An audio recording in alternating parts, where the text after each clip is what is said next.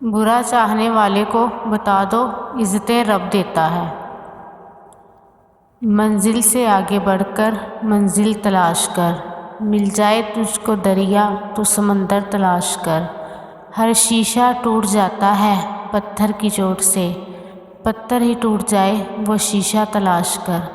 سجدوں سے تیرے کیا ہوا صدیاں گزر گئیں، دنیا تیری بدل دے وہ سجدہ تلاش کر۔ نصیحت وہ سچی بات ہے جسے ہم کبھی غور سے نہیں سنتے، اور غیبت وہ بدترین دھوکہ ہے جسے ہم پوری توجہ سے سنتے ہیں۔ عقل گھر بیٹھ کر بادام اور کاجو کھانے سے نہیں آتی، یہ باہر کے دھکے اور ٹھوکریں کھانے سے اور لوگوں کے رویوں کو سمجھنے سے آتی ہے۔ آپ کا بڑا سرمایہ وہ لوگ ہیں جو آپ کی غیر موجودگی میں اپنے رب سے دعاؤں میں آپ کے لیے خیر مانگتے ہیں۔ میں خاموش ہوں تو بس تمہاری خوشی کے لیے، یہ مت سمجھنا کہ میرا دل نہیں دکھتا۔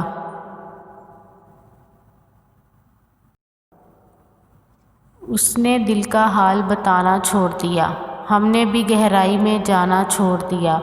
جب اس کو ہی دوری کا احساس نہیں، ہم نے بھی احساس دلانا چھوڑ دیا۔ میں نے کہا راستے ہیں دشوار بہت، اس نے تب سے ساتھ نبھانا چھوڑ دیا۔ جب یہ کہا کہ کرنا یاد دعاؤں میں، اس نے دعا میں ہاتھ اٹھانا چھوڑ دیا۔ کسی کا دل نہ دکھانا، اس نے صبر کر لیا تو تیرے لیے مسئلہ بن جائے گا۔ توبہ ایسا دروازہ ہے جو موت کی ہچکی تک ہلا دیتا ہے۔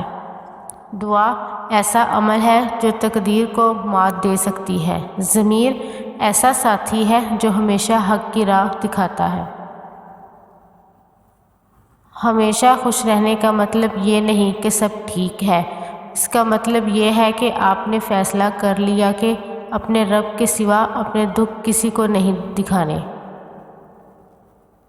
قصور تو بہت کیے ہیں زندگی میں سائیں، مگر سزا وہاں ملی جہاں بے قصور تھے ہم۔ لوگ اچھا پڑھنے اور اچھا لکھنے والے کو قابل انسان سمجھتے ہیں، جبکہ حقیقت میں قابل وہ ہے جو اچھا سوچے اور اچھا بولے۔ جب دیواروں میں دراڑیں پڑتی ہیں تو دیواریں ٹوٹ جاتی ہیں، اور جب دل میں دراڑیں پڑتی ہیں تو دیواریں بن جاتی ہیں۔ تم وہ مانگتے ہو جو تمہیں اچھا نظر آتا ہے، اللہ وہ دیتا ہے جو تمہارے لیے اچھا ہوتا ہے۔ اللہ سے ضد نہ لگایا کرو، اللہ وہ جانتا ہے جو تم نہیں جانتے۔ جب انسان اپنے رب پر اس قدر بھروسہ کر لیتا ہے کہ اس کے علاوہ کوئی بھی اس کی ضرورت پوری کرنے والا نہیں، تو اللہ بھی اپنے بندے کو مایوس نہیں لوٹاتا۔